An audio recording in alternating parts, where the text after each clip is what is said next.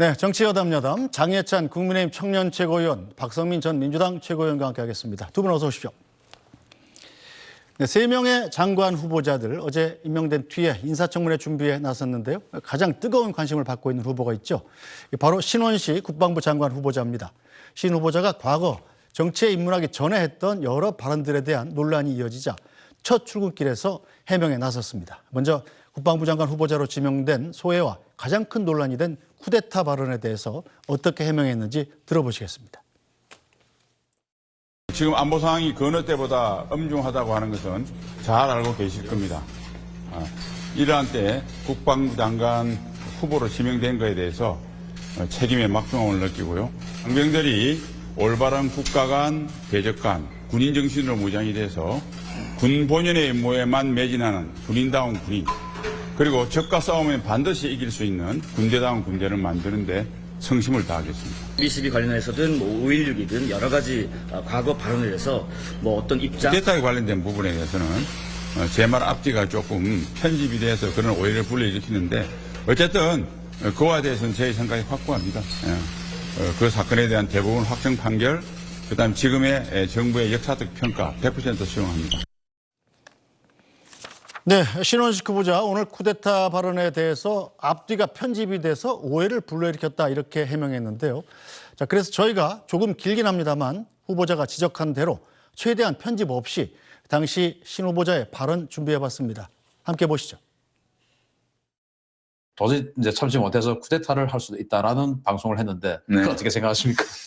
글쎄요, 저는 그거는 거의 불가능한 영역이라고 봐요.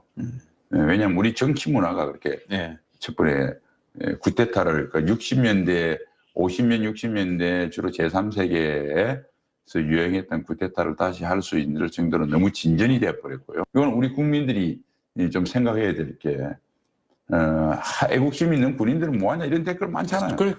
그런데 네. 그렇게 애국심 있게 한 사람에 대해서 우리가 뒤에 봐줬습니까? 박정희가 어떻게 돼 있나요? 몇몇 지지자를 빼놓고는.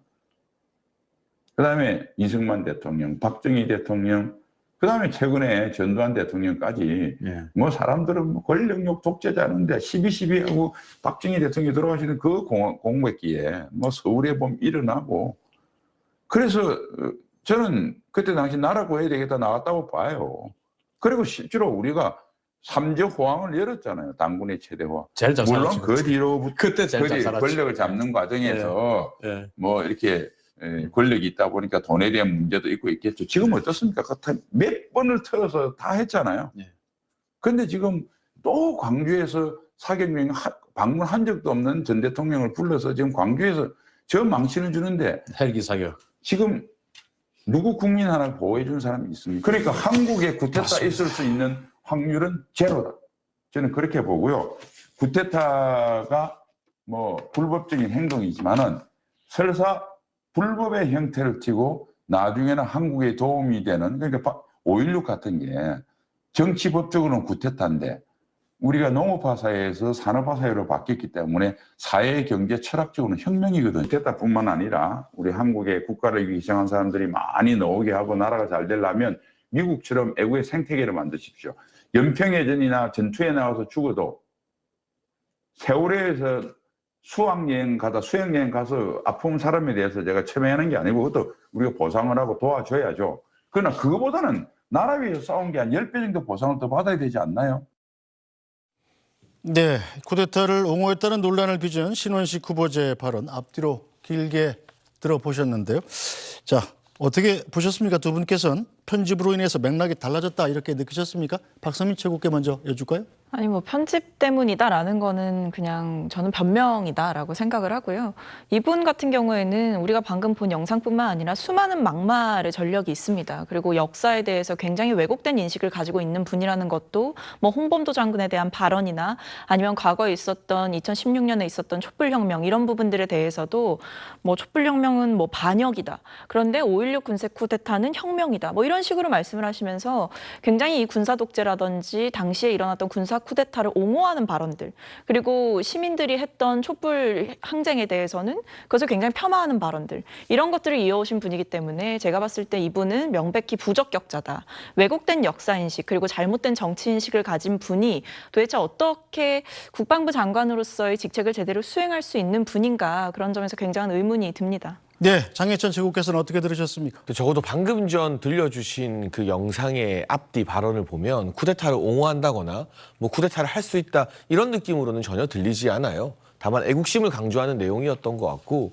뭐 5.16이나 이런 부분에 대한 역사적 평가 공가가 다 있긴 하겠습니다만 많은 우리 국민들에게 박정희 전 대통령이 그래서 없었어야 하는가, 박정희 전 대통령이 없는 대한민국 산업화의 역사를 상상할 수 있는가라고 물어본다면 대부분은 박정희 전 대통령이 있는 대한민국 역사를 선택하지 박 전 대통령의 과도 있고 그것도 평가받아야 되지만 박정희라는 인물이 대한민국에 없었어야 한다라고 생각하는 분은 극소수일 거라고 생각합니다. 그때 우리가 중화학부터 시작해서 산업화에 대한 투자로 지금의 선진 대한민국에 대한 기틀을 닦았기 때문이죠. 저는 그 부분에 대해서 저 영상에서 신원식 국방부 장관 후보자가 조금 높게 고평가를 한 것이지 분명히 이 영상 서두에서도 쿠데타라는 게 불법이고 불가능하고 가능성이 없다. 지금 대한민국 국민들과 정치의 인식이 굉장히 많이 발전했기 때문에 그런 식의 50년대, 60년대 그런 방식이 일어난다는 게 가능하지 않다라고 딱 선을 긋고 있잖아요. 그러니까 이건 역사적 공과 평가에 대해서 쿠데타 자체가 아니라 박정희 전 대통령의 공에 대해서 높이 평가하면서 애국심을 강조한 내용인데 이걸 가지고 뭐 지금 현 시점에서의 쿠데타를 옹호한다거나 과거에 있었던 쿠데타 전체에 대해서 뭐 미화시켰다 이렇게 보기에는 좀 무리가 있는 발언으로 보시는 분들이 판단하실 거라 생각합니다. 네, 자, 신원식 후보자 같은 경우는 쿠데타는 절대 있어서도 안 되고 있을 수도 없고 대한민국 현실에 불가능하다 이렇게 얘기를 했습니다만 이 과거 발언을 맥락을 따져보더라도 신 후보자가 이 5.16을 사회, 경제, 철학적으로는 혁명이다. 이건 맥락에도 맞는 문장인 것 같고요. 12.12 쿠데타는 나라를 구해야 된다 이런 얘기까지 했는데 이 생각에는 변함이 없는 거 아닙니까? 그렇죠. 이미 이제 본인의 발언이 다 기록으로 남았습니다. 이것을 어떤 방식으로도 저는 변명하기가 어려울 것이다라고 생각을 하고요. 오히려 이런 신원식 후보자의 발언을 옹호하는 것이야말로 역사 왜곡에 동조하는 정치적인 세력이다라고 생각을 합니다. 그런 점에서 이분의 발언들은 제가 봤을 때 앞으로 청문회 과정 중에서도 계속 나올 거라고 봐요. 지금 문제가 되는 발언들이 한두 가지가 아닙니다. 이런 뭐 5.16 군사 쿠데타에 대해서도 그렇고 12.12 사태에 대해서도 그렇고 굉장히 왜곡된 인식을 보여주고 계시단 말이죠. 어떻게 보면 이것들을 미화하고 정당화하는 발언들을 하고 계신 겁니다. 그런데 국방부 장관으로 가실 분이 군사 쿠데타에 대해서 이렇게 옹호하는 게 과연 국민들이 보시기에 적절한가? 이 부분에 대해서 저는 국민들의 그 이견이 없을 거라고 생각해요. 다들 부적절하다고 생각을 하실 거고 뭐 우리가 더 얘기를 하겠지만 문재인 전 대통령에 대해서도 굉장한 막말을 일삼았던 분입니다. 네, 잠시 뒤에 들어볼 겁니다. 네, 이런 막말들이 사실은 쌓여 있는 분이고 심지어 이분이 과거에 보니까 뭐 의원 되시기 전이라고 하더라도 태극기 집회 또는 정광훈 목사가 하는 집회 이런 데 다 나가셔서 굉장히 열정적으로 연설을 하셨어요. 여기서 나온 발언들은 일반 국민들의 상식으로는 이해하기 어려운 발언들이 굉장히 많기 때문에 저는 이분을 이번에 인사를 한 대통령의 결정은 굉장한 악수다라고 생각합니다. 네, 장혜찬 최고는 어떻게 보시나요? 지금 이 신원식 장관 후보자의 발언에서 뭐 5.16이나 이것을 그 하나의 사건만 보고 평가하는 게 민주당의 시각인 것 같고요. 저는 5.16 그 자체에 대한 이야기가 아니라 박정희 정권이나 노태우 정권의 공가에 대해서 공을 더 높이 평가하는 맥락으로 이해를 하기 때문에 이 부분을 수용 가능하다고 보는 것이거든요. 그러니까 제가 지금 이 신원식 이 장관 후보자의 발언에 대해서 박정희 전 대통령이나 박정희 정부의 공에 대해서는 우리 국민 대다수가 인정하는 것 아니냐라고 말씀드리는 것은 사건 하나가 아니라 그로 인한 어떤 역사적 흐름에 대한 평가를 하는 것입니다. 그 인식이 다른데 마치 신원식 장관 후보자가 단순히 그 사건 하나만 가지고 쿠데타 자체를 옹호한 것처럼 몰아가는 것은 맥락과는 다르다는 말씀을 좀 드리고 싶고요. 기본적으로 문재인 전 대통령에 대한 발언 등 이야기도 하겠지만 국회의원이 되기 전에 한 발언이고 이분은 이미 국회의원이 됨으로써 비례대표지만 어쨌든 국민들로부터 선택을 받는 과정에서 여러 가지 이 국회의원 되기 전 발언에 대해서는 저는 그때 어느 정도 해소가 되었다고 보고 있습니다. 국회의원 이후에 어떤 공적 발언이나 공식 석상에서 문제가 되는 수위의 표현을 한 것이 아니라면 그 이전의 발언까지도 글쎄요. 예를 들면 엄연히 피해자가 존재하는 뭐 천안함 사건 지금 이 유족분들이 다 계시잖아요. 그런데 그 피해자에게 직접 상처를 주는 방식의 발언이라면 국회의원 되기 전에 발언이라도 문제가 될 수 있겠죠. 그런데 뭐 우리가 뒤에도 이야기하겠지만 지금 신원식 장관 후보자가 한 발언은 공인에 해당하는 정치인 한두 사람을 겨눈 것이지 불특정 다수의 피해자가 여전히 존재하는데 그들 가슴을 후벼 파는 방식의 발언은 저는 없다고 보거든요. 이거는 구분해서 봐야 될 사안이라고 생각합니다. 네. 근데 한 가지만 말씀드리면 12.12 사태는 결국에는 5.18 민주항쟁까지 이어지게 된 사건입니다. 이 민주화 운동에서 정말 많은 사람들의 희생이 있었고 결국에 그렇기 때문에 이게 단순히 12.12 사태를 옹호한 것을 넘어서 그 5.18 민주화 운동의 그 정당성까지도 부정할 수 있는 굉장히 위험한 발언이기 때문에 지적을 할 수밖에 없는 거죠. 네. 그리고 최근에 고 최수근 상병 사건에 있어서도 박정훈 전 수사단장을 향해서 지난달에 하신 말씀인데요. 삼류 저질 정치인의 길을 걷기로 작심한 거냐라고 박정훈 전 수사단장을 국회의원 신분으로서 굉장히 비판을 하셨습니다. 이런 것만 보더라도 앞으로 고 최수근 상병의 사망 사건 관련한 진상 규명에 있어서 국방부 장관으로서 과연 제대로 진실을 밝혀낼 수 있겠느냐 이런 부분에 대해서도 저희가 당연히 짚을 수밖에 없는 거죠. 네, 그 부분에 대해서 또 청문회에서 논의가 있을 걸로 예상이 됩니다. 자, 조금 전에 박성민 최고가 언급하신 과거 문재인 대통령에 대한 수위 높은 비판, 오늘 다시 해명을 했는데요. 과거 발언과 오늘 해명까지 이어서 들어보시겠습니다. 10월 3일 정광훈 목사님이 하는 마지막 결정적인 대규모 집회입니다. 뭐냐? 쓰러진 골리앗한테 다가가서 골리앗에 있는 칼을 빼서 거의 목을 베는 날입니다, 여러분. 안 내려오면 어쩝니까? 쳐들어가서 끌어내리고 아까 다윗이 골리앗의 검을 뺀 것처럼 목을 날려야 되겠죠. 문재인이 멸망을 기다리고 벌써 6일 전에 유엔군이 인천 상륙작전 성공했기 때문에 문재인 있다는 것은 시가 문제입니다. 안 내려오면 붕짜자 붕짜. 대통령에게 딴다라는 생명을 위협하는 원칙적인 발언들을 하셨는데 이 부분에 대해서 해명이나 지금 생각은 어떠신지 사과 분명하신 생각 없는지 좀 말씀해 주세요. 예, 청문회장에서 제 입장을 밝히겠습니다. 지금 얘기해 주세요. 아닙니다. 청문회장에서 밝히겠다. 어제 이야기했습니다. 본인이 하신 청문회장에서 밝히겠다고 수차 이야기했습니다. 청문회가 이건 똑같은 얘기인데 얘기를 하시는 거 아닙니까? 청문회장에서 밝히겠습니다. 대통령께서 말씀하신 반국가의 선동 발언 아니겠습니까? 자, 네.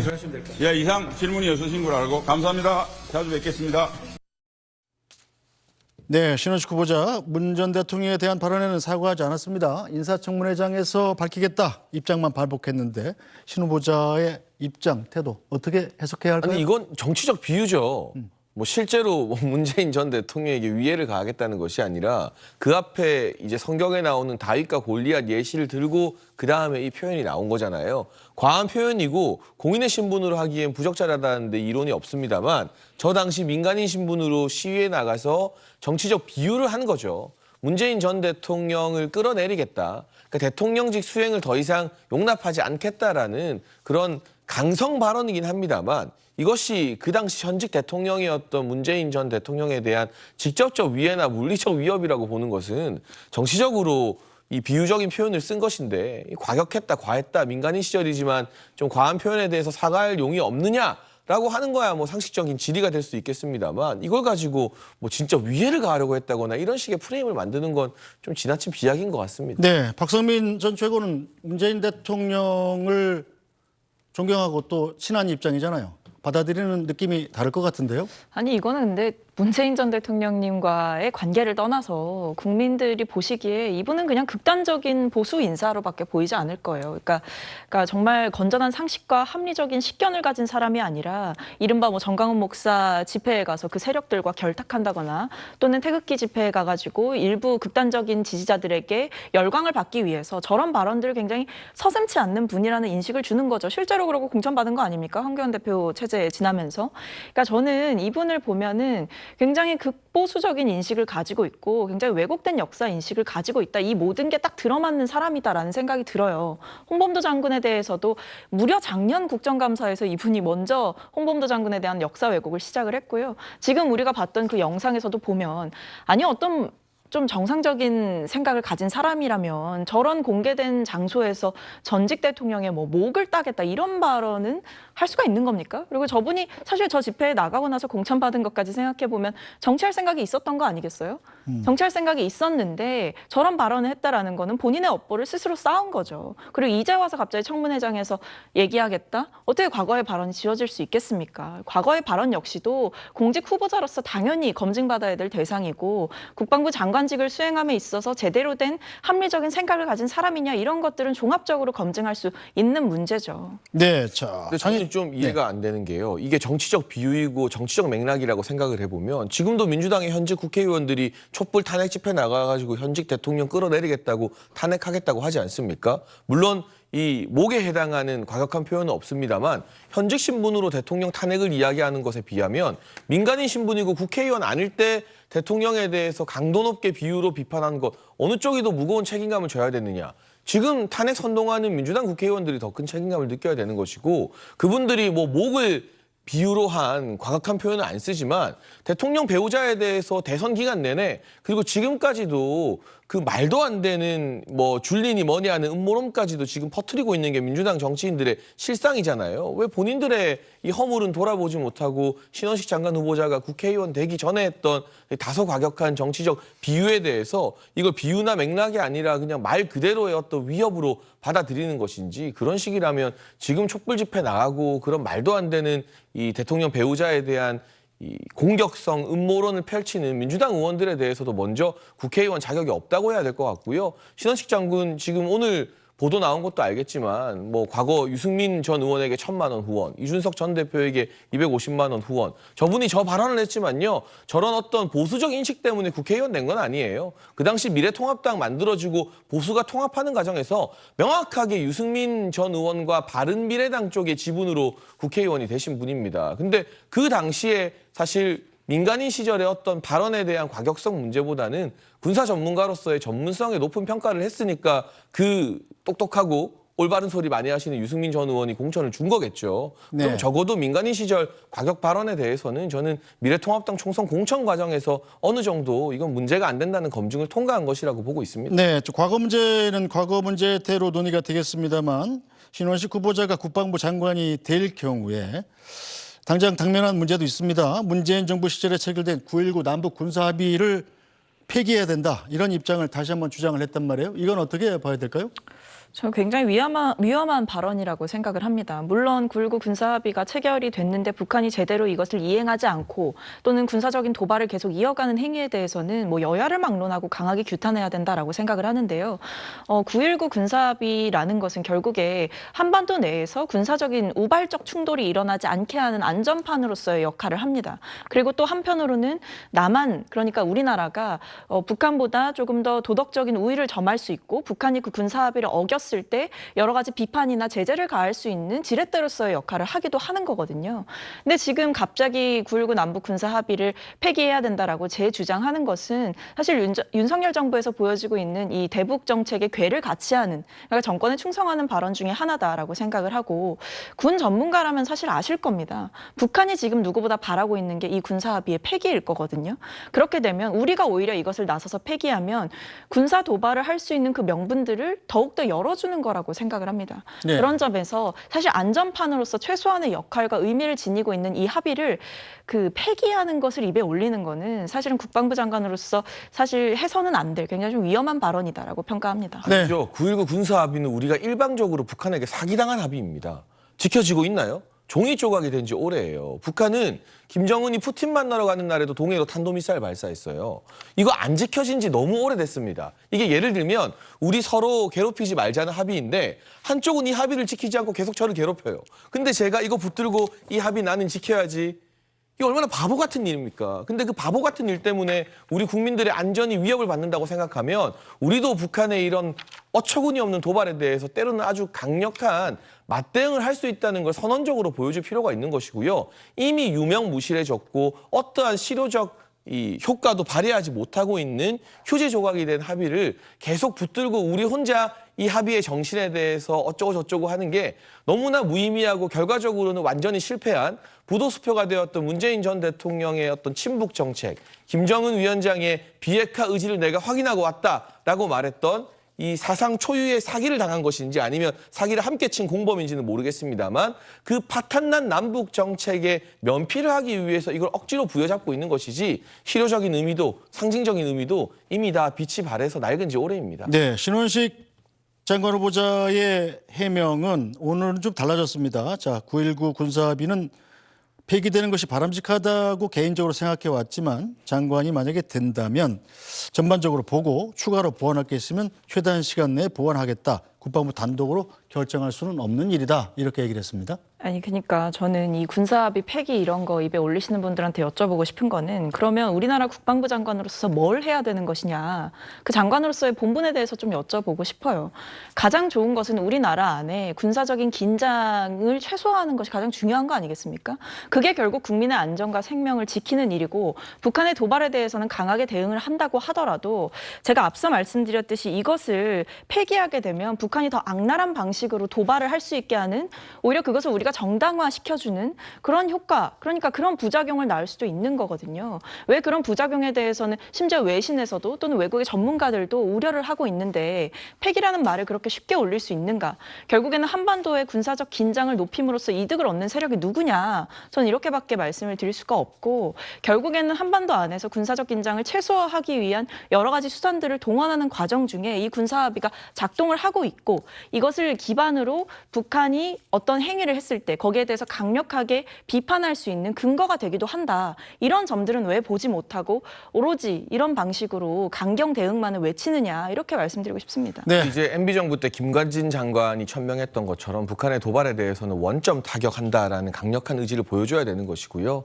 지금 사실 한반도의 군사적 긴장은 북한이 김정은이 핵 개발하고 열병식하고 탄도미사일 쏘면서 지금 강화시키고 있는 것입니다. 여기에 대해서 우리 정부 탓을 하는 건 피해자에게 책임을 돌리는 2차 가해식 사고방식이다라는 말씀을 좀 드려야 될 것 같고 기본적으로 북한이 지속적으로 9.19 군사합의를 지키지 않았기 때문에 국제사회가 이 폐기의 책임을 대한민국에 돌리진 않을 겁니다. 뭐 푸틴이나 중국이 어떻게 나올지 모르겠습니다만 양식 있는 이 자유민주주의를 구가하고 있는 대부분의 국가들은 이미 이 9.19 군사합의 무력화의 책임을 북한으로 보고 있고 북한의 도발에 대해서 안보리 상임이사국 중에서도 딱 러시아와 중국을 제외하면 대다수가 추가 제재나 규탄에 대해서 한마음 한뜻으로 마음을 모으고 있는 상황이기 때문에 이로 인해서 뭐 정부 차원의 여러 가지 고민이 있겠습니다만 설령 이런 메시지가 나온다고 해서 국제사회에서 대한민국이 더 큰 책임을 지게 될 일은 전혀 없다고 생각합니다. 우리의 책임은 김정은의 비핵화 의지가 있다고 그 한편의 사기극에 같이 보증을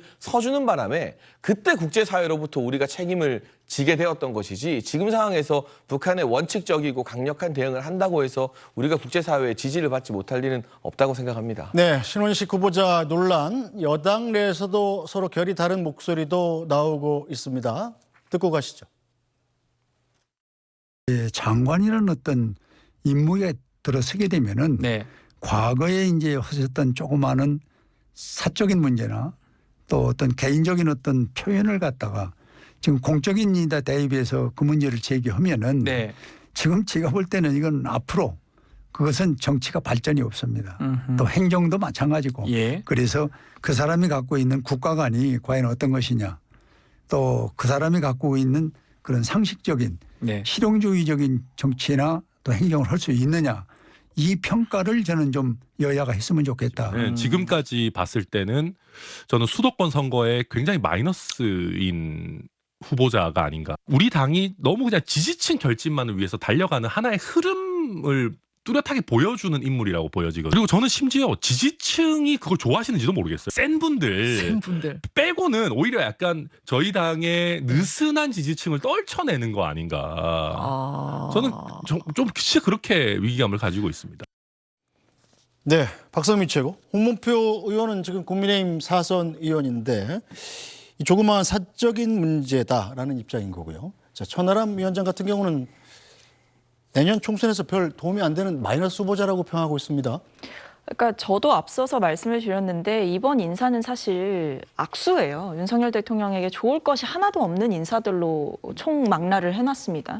세 분의 후보자 모두가 막말 논란이 있고 과거에 한 분은 이제 MB 정부 때 이미 장관을 역임했던 사람인데 왜 그런 분을 장관 자리에 또 앉히냐 이런 논란도 있는 거거든요. 그러니까 신원식 장관만 보더라도 사실 지금 제기되는 의혹 중에서 과거의 막말 전력뿐만 아니라 중대장 시절에 그 부대원이 사망을 하게 되는데 그 사망의 원인을 조작하는 데에 가담한 거 아니냐 이런 의혹까지도 받고 있어요.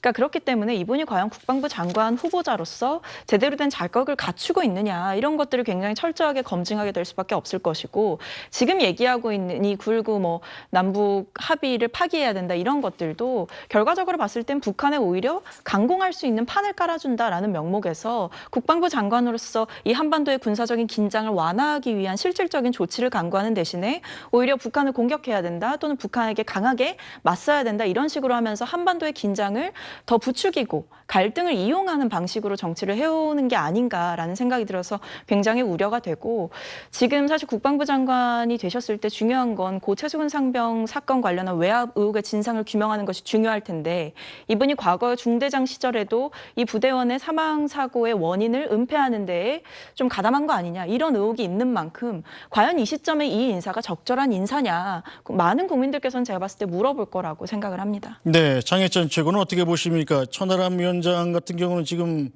지지층이 그걸 좋아하는지도 잘 모르겠다. 강성 지지층 빼고는 오히려 저희 당의 약간 느슨한 지지층을 떨고 내는 건 아니냐. 내년 총선에 나가서야 되는 입장에서 이런 걱정들을 하는데 장 최고는 걱정 안 됩니까? 근데 기본적으로 정부 여당은요. 좀 하나된 모습으로 민생과 정책에 대해서 원보이스를 내면서 국민께 안정감과 신뢰감을 드려야 되는데 틈만 나면 민주당처럼 논평하는 몇몇 분들 덕분에 수도권 위기론이 오히려 더 가속화되는 것 아니냐는 말씀을 드리고 싶고요. 천하람 위원장이 이준석 전 대표와 거의 맨날 같이 다니잖아요. 이준석 전 대표는 유승민 전 의원 덕분에 정치에 입문했고 아시다시피 같이 정치를 하지 않습니까? 그러면 천하람 위원장이 친한 유승민 전 의원에게 한번 물어봐 주면 좋겠어요. 이거 모르고 국회의원 공천 주신 거냐고.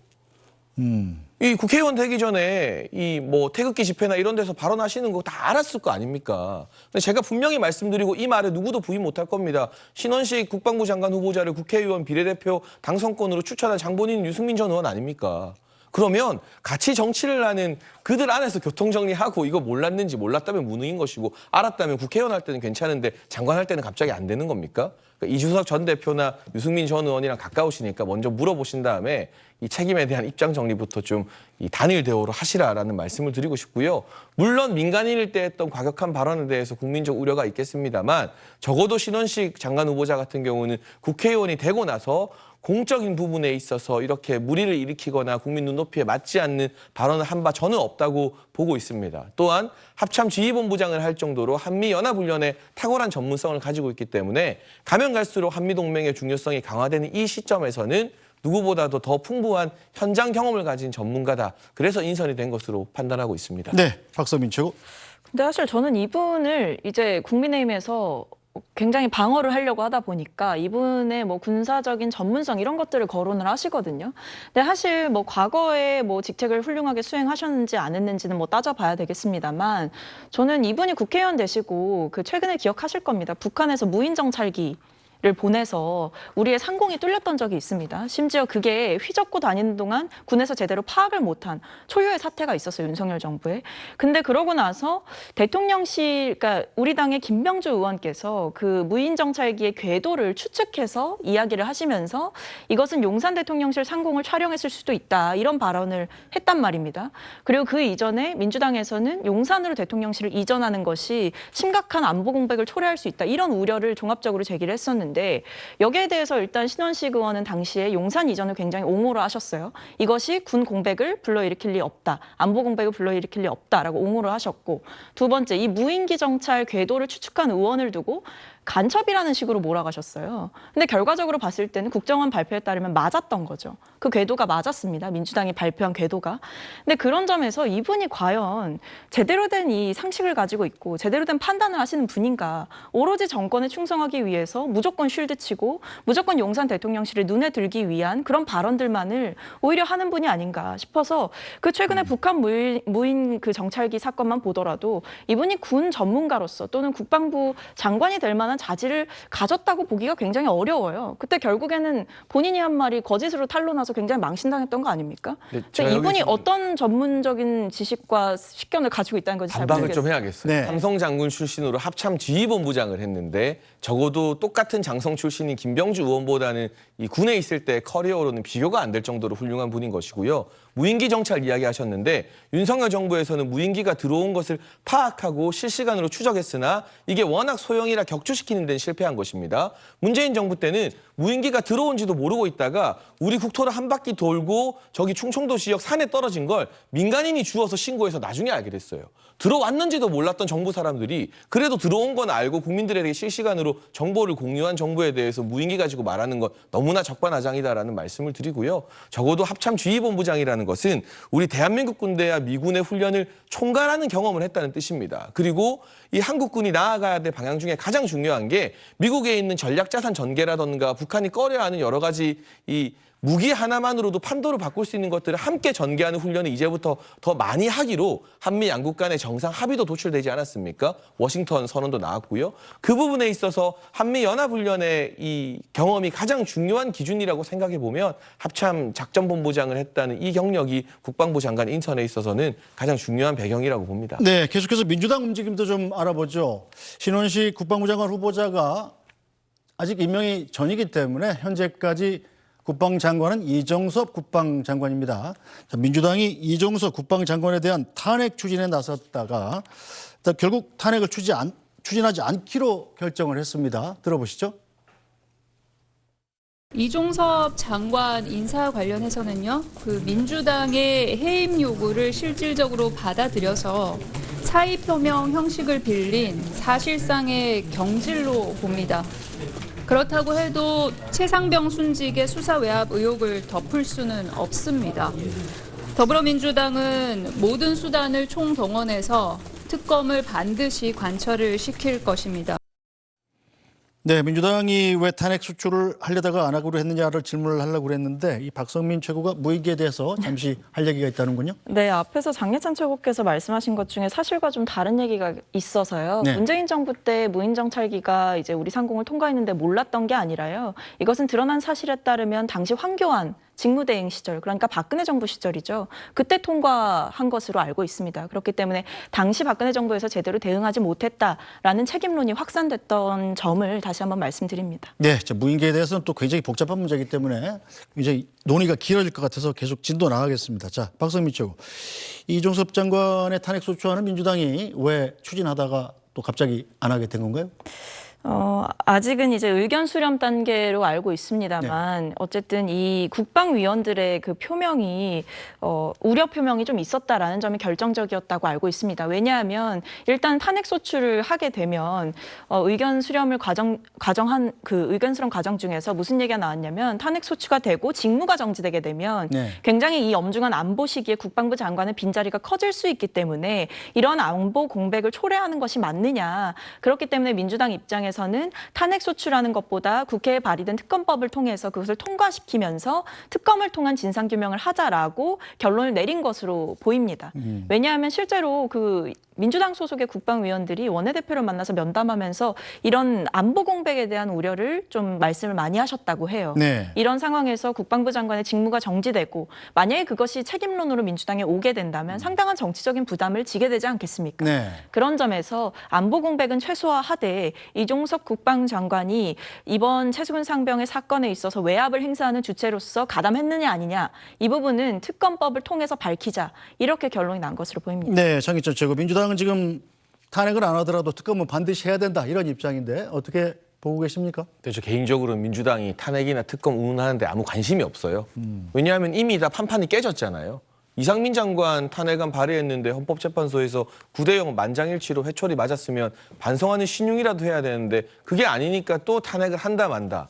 또 국방위 의원들과 민주당 당 지도부 의견 엇박자 났죠. 이재명 대표가 원내 지도부 질책했다는 보도가 나오고 있고 결국에는 이 탄핵으로 인한 반발 역풍이 또 두렵기 때문에 헌법재판소 가면 또다시 9대0이 나올 게 뻔하기 때문에 물러서는 것인데요. 전 특검도 그 정도 마찬가지인 의미 없는 그냥 정치적인 구호에 불과하다고 보고 있고요. 저희가 이 이종섭 장관에서 신원식 장관 후보자로 국방부 장관 교체를 결정하게 된 것도 민주당의 탄핵 발의와는 아무런 관련이 없습니다. 기본적으로 장관 임명에 있어서 야당이 탄핵을 발의하느냐 마느냐가 고려 사항은 될 수 없고요.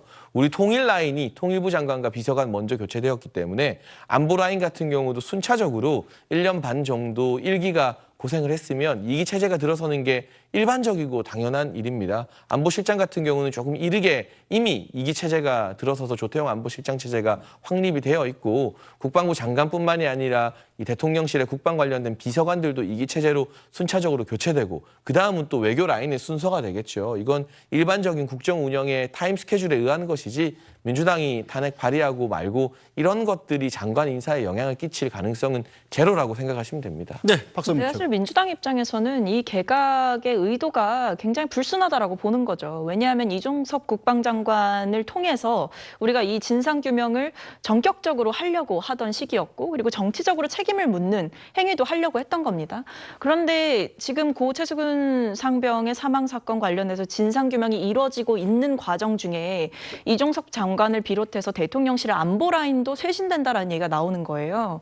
그렇다고 한다면 이 논란의 핵심, 그러니까 외압을 행사한 주체들이 줄줄이 잘려나가는 겁니다. 이건 뭐냐? 결국에 꼬리 자르기 아니냐. 지금 진상규명 움직임이 적극적으로 시작이 되고 그 박정훈 전 수사단장의 진술서에서 대통령이 거론이 되니까 이것을 제대로 관리하지 못한 책임을 물어서 또는 이 진상규명 과정에서 무언가 드러날 것이 두려워서 사실은 꼬리 자르기를 하고 몸통을 다 빼버리는 거 아니냐. 이런 생각이 드는 거죠. 왜냐하면 윤석열 대통령의 인사 스타일을 보면 굉장히 인사교체를 잘 안 합니다. 왜냐하면 그 과거에 이태원 참사 있었을 때에도 행안부 장관 그렇게 해임하라고 이야기를 했습니다. 수많은 사람들이 서울 한복판에서 그렇게 무고한 생명들이 돌아가셨는데 국가의 안전, 생명 이런 것들을 책임지는 행안부 장관이 자리를 지켰습니다. 그러니까 그럴 정도로 장관을 각별하게 신임하고 아끼고 그들을 잘 자르지 않는 사람이라는 게 드러나는데도 이 상황에서 갑자기 바꾼다? 이건 결국에는 그 민주당에서 전격적으로 진상규명 움직임을 하기 시작하니까 진실이 드러날 것이 두려워서 바꾼 것 아니냐 이렇게밖에 볼 수가 없는 거죠. 원래 1년 네. 6개월이면 대부분 다 장관 바꿔요. 이 앞에 정부들도 그렇고. 그래서 제가 길게 뭐 기다 아니다 설명할 그건 아니고요. 네. 저희가 이 야당이 상식적인 주장을 하는 게 아니라 목리를 부리고 있다고 보기 때문에 야당의 어떤 정치적 움직임이나 구호가 국정 운영에는 큰 영향을 끼치지 않는다는 말을 그냥 저는 드릴 수밖에 없습니다. 네. 다른 누구를 탄핵한다고 해도 뭐 바꿀 타이밍이 되면 바꾸는 거지 야당이 지금 탄핵하겠다는 장관만 한 7명 되더라고요. 그렇다고 우리가 그 7명 다 그때그때 바꾸고 이런 건 아니거든요. 그냥 통일, 그다음 안보, 다음 외교 이 순서대로 순차적으로 이제 1기에서 2기로 넘어가는 과정인 것이고요. 한동훈 장관도 탄핵한다 하고 원희룡 장관도 탄핵한다 하고 뭐 다 탄핵한다고 하잖아요. 근데 뭐 그 민주당의 주장에 맞춰서 바뀌지는 않습니다. 네.